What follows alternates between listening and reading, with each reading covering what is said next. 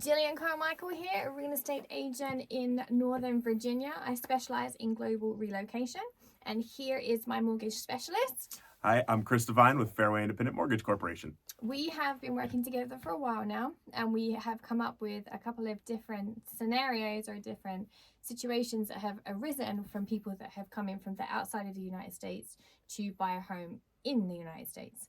So, one of the things that came up that I recently learned a lot about was the difference between being a salaried employee and being an hourly employee. So when you are coming from another country, England, Spain, wherever, it's probably in your best interest to get a salaried position unless you have a long period of time. And I'm going to let Chris jump in here because seemingly I'm not really sure how else to kind of roll with it. Yeah, absolutely. So there's a big difference between the two. So typically, whether you're salary or hourly, you are most likely a W-2 employee. Yeah. So, you'll get a W-2, that's fine. But the way that you get paid is what we're looking at. Okay. Because we want to show consistency. We want to qualify somebody based on what we know they're going to make every single month.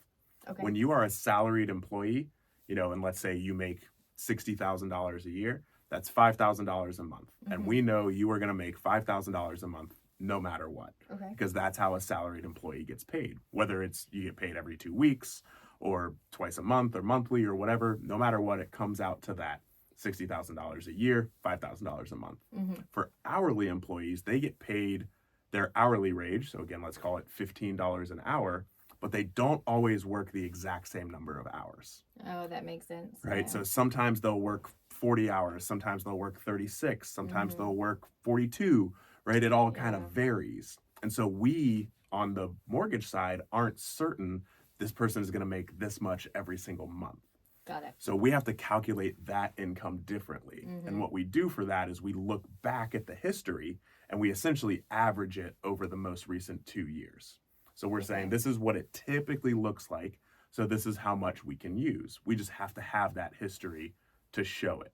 So basically you're looking at a salary is more predictable. Correct. And the predictability that you can progress forward because that's the job that they have. Correct. That's going to be easier to qualify as opposed to someone who's up and down. And I guess when there is more money coming in because they're working holidays, that would come into that kind of changes. Correct. Yep. Interesting. So what happens if they come over, they're on salary, but then it's a variable income, meaning they have the base salary, but then they're going to have extra commissions on top because they hit a bonus or whatever. Yep. What happens then? Absolutely. So we treat those, even though it's the same person, we treat both of those incomes differently.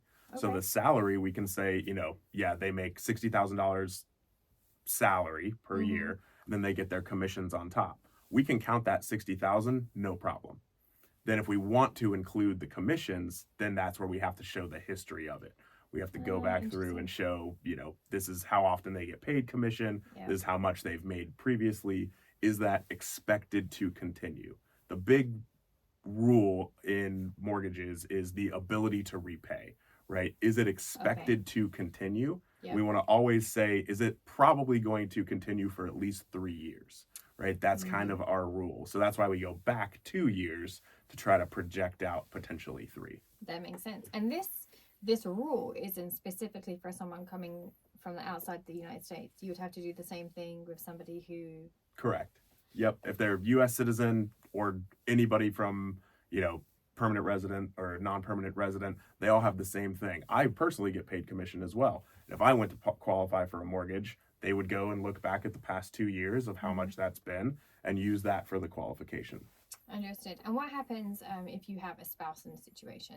So say you both come over, one's on salary, one's on hourly. So with salary, it's predicted how long do they need to have the job for before you can qualify them? So we want to show that 2 year, we want to show a 2 year history of working. So we want to show that they have been working somewhere for 2 years. Now that specific salaried job, they don't have to have for a set amount of time as long as they have a work history. If they even have just an offer letter that says they are going to be working here, they're going to start soon within 30 to 90 days of our close date, that doesn't have any contingency, so it can't have background checks and drug tests and things like that on it. But if it says they're going to be working here, this is how much they are going to be making as a salary, we could even use that before they start working, as long as they have a history of having stable employment. And so this history of stable employment when you've come from another country must be harder than if you're an American citizen. So how can it be that they're judged fairly? Yeah, it is. So it's very tricky with that of showing that stable employment, right? It's just like kind of the same thing with credit, where there's foreign credit reports and then there's US credit reports. And it's just because everything's kind of treated differently, right? So we want to be able to give these people these mortgages. We just have to be able to show that they have had this steady income, that they have had a work history. There are rules for being in the US for less than 2 years. Okay. So not being able to show that specific 2-year work history in the US.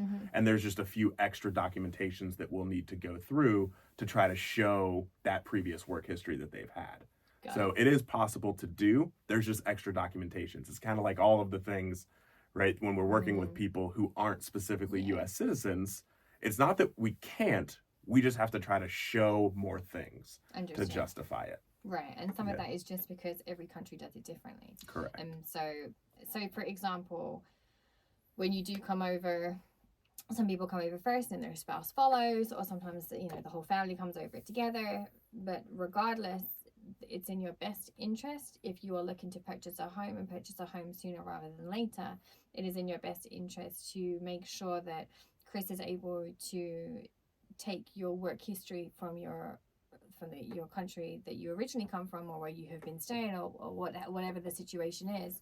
And then it's also probably important for you to get a salary job. It sounds like that's kind of where we should go with that. Correct. Yep. That getting a salaried position is definitely going to be easier to qualify for the next purchase, for sure. And as with everything, just documentation is going to help. Any kind of documents you have when you're coming over, showing this is what I used to do. Is your new job going to be in the same field? Were you previously, this job and now you are still this job? Or are you completely changing? Those are the types of things that we have to take into account. And the reason that it's going to be more documentation is not because you've done anything wrong or because your country is a terrible country or anything of that. It's just that Americans and the American culture does it one way, and like the English and the English culture does it another way. I mean, this is a little bit off topic, but we're going to go down this road.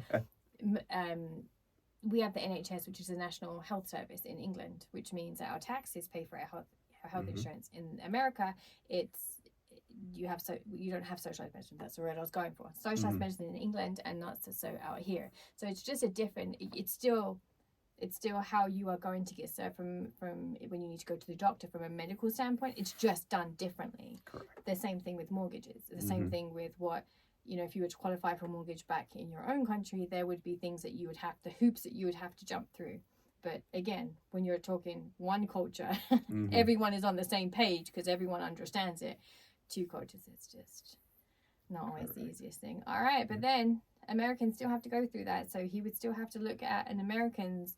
It's just slightly different because it's the same culture, and so therefore it's easier to pull from. A lot of people know the same companies that people are working for, or understand the pay structure. So it's not unusual. Everyone has to go through it. Yeah, absolutely. All right. Perfect. Thank you.